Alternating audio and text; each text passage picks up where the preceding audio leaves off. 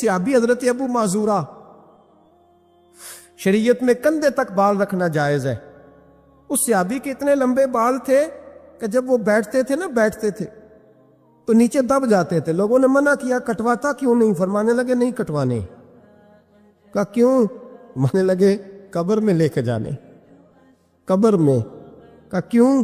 اور میں ان بالوں پہ ایک دفعہ نبی پاک نے ہاتھ رکھا تھا، حضور نے دست مبارک رکھا تھا، میں ساتھ للحد میں عشق کے رخ شاہ کا داغ لے کے چلے. ہم نے اندھیری رات سنی تھی چراغ. عبداللہ بن عتیق صحابی ہے، حضور نے گستاخ قتل کرنے بھیجا، انعام دیے. انتقال کا وقت آیا تو بچوں کو بلایا، کہنے لگے یہ ایک ڈنڈا ہے، عصا ہے، جب مروں تو میری قبر میں رکھنا.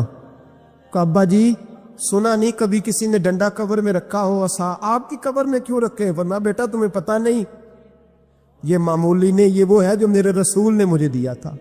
یہ میری قبر میں، قبر میری تے میرے پیرا جے کر پاویں پھیرا. قبر دے وچوں ہڈیاں اٹھ کے مجرا کن سا تیرا. پسے مردن فرشتوں نے جو تلاشی لی تو کیا نکلا، فقط ایک دل کے گوشے سے خیال مست. حضرت انس بن مالک کہتے ہیں مر جاؤں تو حضور کے منہ مبارک میری زبان کے نیچے رکھ دینا. حضرت امیر معاویہ فرماتے ہیں میرے پاس حضور کے ناخن ہے، جب میں مروں تو میرے کفن میں رکھ دینا. میرے اعلیٰ حضرت فرماتے ہیں ہمارے پاس کوئی شے نہیں، کوئی شے نہیں، نہ ہمارے پاس حضور کے بال مبارک. ہم کم نصیبوں کے پاس، ہم غریبوں کے پاس نہ منہ مبارک، تو حضور آپ کے پاس کیا ہے؟ فرمانے لگے لحد میں عشق رخ شاہ کا داغ لے کے چلے. کہنے لگے کلیجہ پھاڑ کے دیکھو، اندر دل پہ میں نے نبی کا نام بھی لکھا ہوا ہے. لحد میں عشق رخ شاہ کا داغ لے کے چلے. ہم نے اندھیری رات سنی تھی چراغ لے کے چلے. حضور کا، نبی پاک صلی اللہ علیہ وسلم کا وسیلہ جو ہے، اس موضوع پر ہی بولتے جانے کو دل کر رہا ہے، لیکن اس عنوان کو ختم بھی کرنا ہے. ایک ہے حضور کا وسیلہ، ایک ہے اولیاء کا وسیلہ. یہ بات بھی 2-4 منٹ میں سمجھ لیں.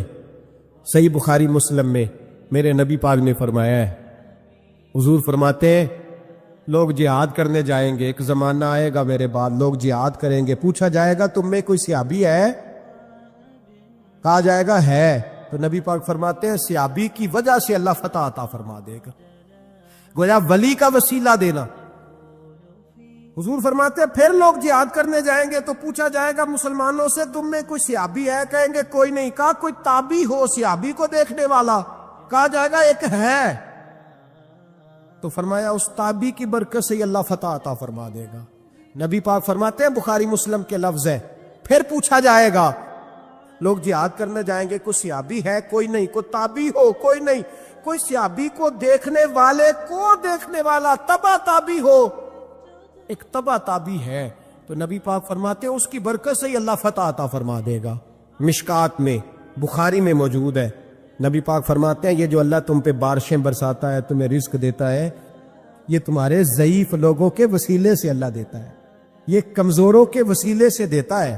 مشکات میں لفظ ہے، نبی پاک نے فرمایا 40 افدال ملک کے شام میں ہوتے ہیں، جو عذاب تم سے دور رہتا ہے ان کی وجہ سے رہتا ہے، جو تم پر بارشیں برستی ہیں ان کی وجہ سے برستی ہیں. وہ کوئی بیٹھا ہوا مجھے دور دعا دیتا ہے، میں ڈوبتا ہوں پر سمندر اچھال دیتا ہے. شیخ سعدی فرمایا کرتے تھے میری زندگی میں جتنی بلائیں ٹلی ہیں میرے شیخ کے وسیلے سے ٹلی ہے. میں اس کی چھتری کے نیچے رہتا ہوں، کرم مجھ پہ برستا رہتا ہے. اتنی حدیثیں سنا کے ایک واقعہ سنانا تو بنتا ہے کہ نہیں بزرگوں کا. میں چونکہ جب عقیدے کا موضوع ہوتا ہے تو میں نیچے نہیں اترتا، میں قرآن و سنت کے عین بیچ رہتا ہوں. ایک بات، مرید ہو گیا محمود غزنوی حضرت ابو الحسن خرقانی کا، بیعت ہو گیا، آنے جانے لگا. ایک دن کہنے لگا حضور کوئی تحفہ دے دیں، تو حضرت نے کرتا اتار کے دیا، کرتا دیا. یہ کسی کے پاس ہو تو بڑی نعمت ہوتی ہے، کسی بزرگ کا کوئی تبرک. کرتا دیا، فرمایا جب بہت زیادہ کوئی مسئلہ بن جائے تو کرتا سامنے رکھ کے دعا کرنا، اللہ تجھے فتح دے گا. محمود سومناتھ کے مندر توڑ رہا تھا، 2 4 5 دفعہ حملہ کیا، فتح نہیں ہوتی. اپنے شیخ کا جبہ رکھا ہے، اللہ اس کی برکت سے ہی فتح دے دے. کہتا میں نے جبہ رکھ کے دعا مانگی، اگلے دن حملہ کیا تو اللہ نے فتح عطا فرما دی. महमूद कहता फतह हो गई, मैं रात को सोया, हजरत अबुल हसन खरकानी ख्वाब में मिले और बाबा जी को मैंने देखा तो चेहरे पे जलाल है। मैंने कहा हुजूर आप नाराज है? कहने लगे महमूद तूने कोई कीमत नहीं डाली मेरे कुर्ते की। ये जुमला आपको ज्यादा समझ आएगा। कहने लगे तू कख मोल नहीं पाया, कोई कीमत नहीं डाली तूने मेरे कुर्ते की, बस एक फतह। तो हुजूर क्या मतलब? फरमाने लगे ये मेरे वजूद से लगा हुआ जुब्बा था, मैं वो शख्स हूं जिसने जिंदगी भर वो काम किया जिसमें अल्लाह रसूल राजी है। अपने आप पे पाबंदियां लगा के रखी हैं, रब ने अपने फजल से बड़ा नवाजा है। फरमाया अगर तू मेरा जुब्बा सामने रख के ये दुआ मांगता ना, ऐ अल्लाह हिंदुस्तान के सारे हिंदुओं को ईमान की तौफीक दे दे, अल्लाह ने सबको कलमे की तौफीक दे देगी। तूने क्या कीमत डाली मेरे जुब्बे की? तर दामनी पे शेख हमारी ना जाइए, हम दामन नचोड़ दें तो फरिश्ते वुजू करे और फरिश्ते भी करते हैं ताजीम मेरी, फिदा हो के उन पर ये इज्जत। बंदा जिससे प्यार करता है ना, वो बंदा कभी कभी फिर प्यार का फायदा नाजायज भी उठाता है, कभी कभी ये भी नुकसान लोग करते हैं। पहली बात तो ये कि जब प्यार हो जाए तो उसका फायदा जायज भी नहीं उठाना चाहिए। जिसने फायदा उठा लिया तो उसने तो इस्तेमाल किया ना। तो होता है हमारे घरों में कि अगर बच्चा अम्मा के काबू में तो फिर अम्मा जो दिल करता है कराती है, और जो उसको कह देती है फिर वो कहता है ओहो मेरी अम्मा नु आख्या है, पर वो डंडा उठा लेता है। आओ देखता है ना ताओ देखता है, ये भी इमोशनल करना है, कर लेते हैं लोग। बेटी को भी पता चल जाए ना अब्बा मेरी बात मानता है, तो वो सारे बच्चे के ना सैर करने जाना है तो अब्बा जी को कौन मनाएगा, तो कहती है तुसी चुप कर जाओ, अब्बा जी को मैं बात करूं, उसे पता है मेरे से प्यार करता है। अब बात को समझ लें, ये एक इमोशनल करने का तरीका होता है, लोग कर लेते हैं। और वो बंदा चूंकि प्यार कर रहा होता है तो प्यार करने वाला बहरहाल कहीं ना कहीं फिर काबू आ ही जाता है। वो इस्तेमाल भी हो तो हो जाता है, लेकिन वो बंदा ठीक होता है, क्योंकि वो इस्तेमाल हो भी रहा है तो प्यार में रहा है ना, प्यार में हो रहा है ना। समझ ले मेरी बात को। हजरत साद बिन नबी वकास रदी अल्लाह तआला अन्हु का ना अपनी माँ से बड़ा प्यार था, बड़ा प्यार था अपनी वालदा से।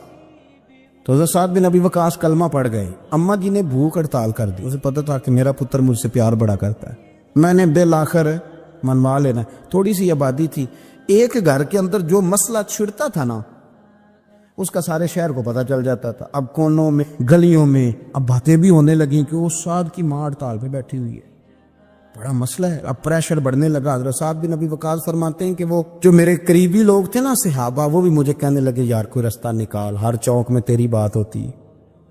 कहते मैं घर जाता तो घर वाले बहन भाई बच्चे बाप सारे कहते यार तेरी माँ मर जाएगी। अब बहुत बड़ा इशू है।